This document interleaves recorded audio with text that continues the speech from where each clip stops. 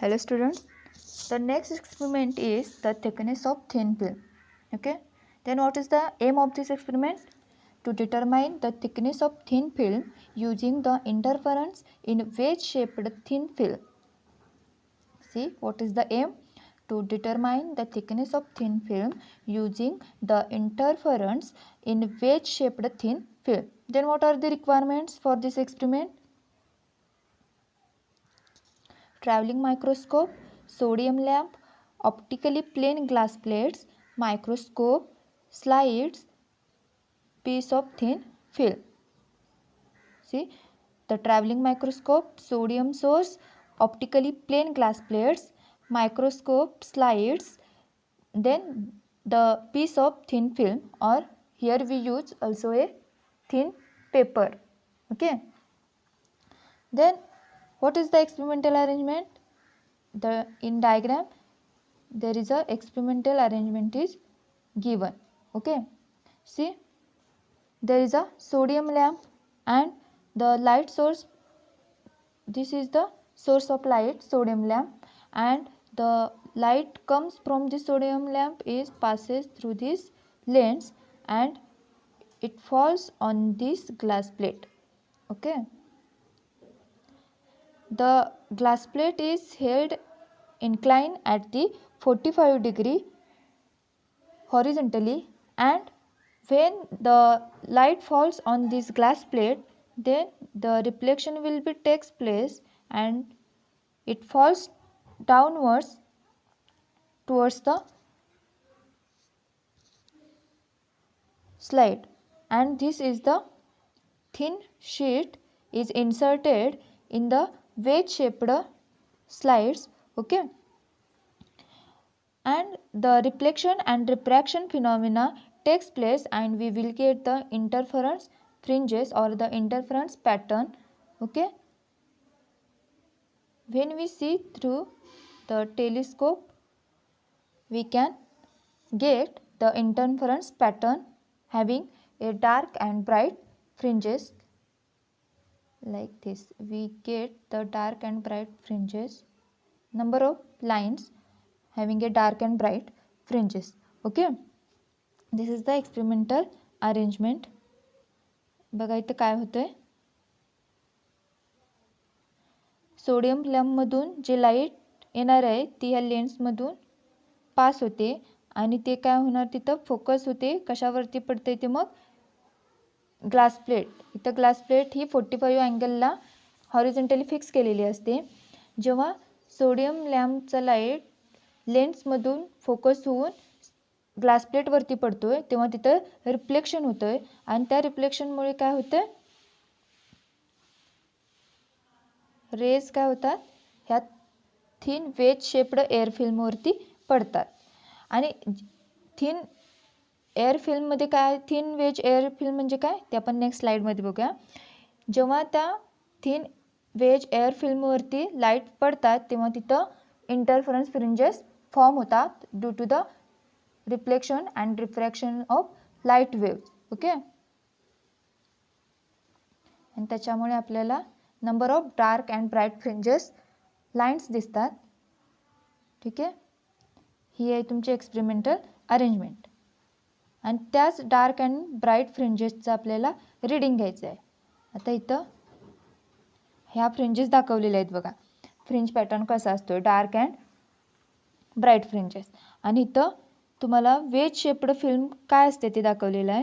इथं काय आहे बघा, इथं ही एक स्लाईड घेतलेली आहे, ही एक स्लाईड घेतलेली आहे आणि त्याच्यानंतर ज्या पेपरची किंवा ज्या थिन फिल्मची आपल्याला थिकनेस काढायची आहे तो तिथं इन्सर्ट केलेला आहे. ह्या थिन शीटची आपल्याला काय काढायची, थिकनेस काढायची आहे.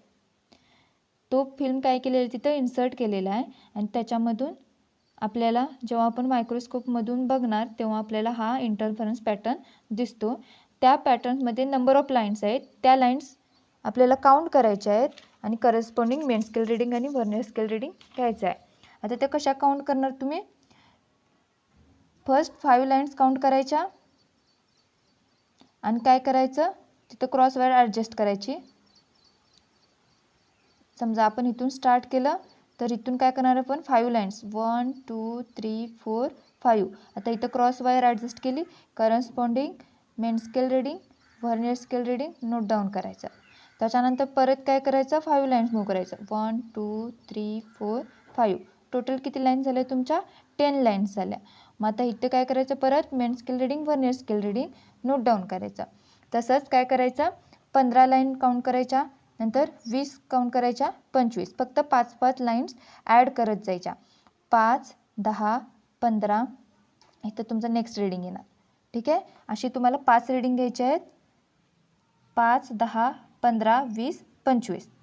मायक्रोस्कोप रीडिंग घ्यायचं, main scale reading note down करायचं, vernier scale reading note down करायचं. LC तुम्हाला माहिती आहे. What is the LC for travelling microscope? It is 0.001 centimetre. LC माहिती आहे. मग आता फॉर्म्युला माहिती आहे तुम्हाला, MSR plus VSR into LC. आता मेन स्केल तुम्ही नोट डाऊन करताय, व्हर्नियर स्केल नोट डाऊन करताय, LC तुम्हाला माहिती आहे. सगळ्या व्हॅल्यू पुटअप करायच्या आणि मायक्रोस्कोप रीडिंग लिहायचं. ठीक आहे, हे आहे तुमची एक्सपेरिमेंटल प्रोसिजर. रीडिंग कसं घ्यायचं समजलं. त्याच्यानंतर बघा ऑब्झर्वेशन टेबल. ऑब्झर्वेशन आणि ऑब्झर्वेशन टेबल. आता ऑब्झर्वेशन काय आहे, LC of travelling microscope is 0.001 centimetre. आणि जी तुम्हाला स्लाईड दिलेली असते त्याची लेंथ किंवा width of the slide is 6.7 centimetre. हे कॉन्स्टंट असतं आहे. त्याच्यानंतर ऑब्झर्वेशन टेबल बघा. फर्स्ट कॉलम काय तुमचा नंबर ऑफ फ्रिंजेस N. इथं आपण काय करणार आहे, ज्या लाईन आपल्याला इथं इंटरफरन्स पॅटर्नमध्ये भेटणार आहेत 1 2 3 4 5 6 7 8 9 10 नंबर ऑफ लाईन्स असतात.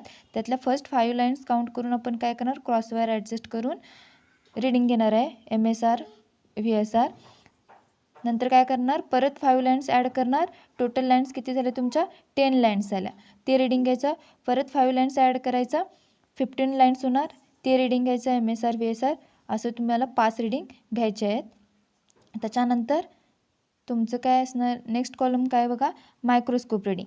आता मायक्रोस्कोप रीडिंग काय असणार आहे तुमचं MSR plus VSR into LC.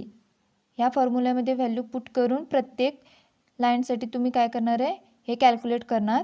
ते तुमचं रीडिंग काय असणार आहे मायक्रोस्कोप रीडिंग. ते प्रत्येक 5 लाईन्ससाठी येणार. म्हणजे 5 लाईन्स नंतर एक रीडिंग येणार, 10 लाईन्स नंतर एक रीडिंग येणार. ते लिहायचं. त्याच्यानंतर काय बघा, सेपरेशन फॉर यस फ्रिंजेस. आता इथं सेपरेशन काढायचं आहे तुम्हाला. आता आपण किती फ्रिंजेसमधलं सेपरेशन काढणार 5. कारण की इथं डिफरन्स किती घेतला आहे बघा, आपण पहिलं 5 लाईन्स नंतर 10 लाईन्ससाठी घेतलं आहे. मग आता इथं सेपरेशन किती आहे 5 लाईन्सचं सेपरेशन आहे. मग इथं सेपरेशन फॉर 5 फ्रिंजेस आपण कसं करणार, डिफरन्स घ्यायचा. समजलं. आता इथं डिफरन्स काय असणार आहे बघा, 5 10 15 20.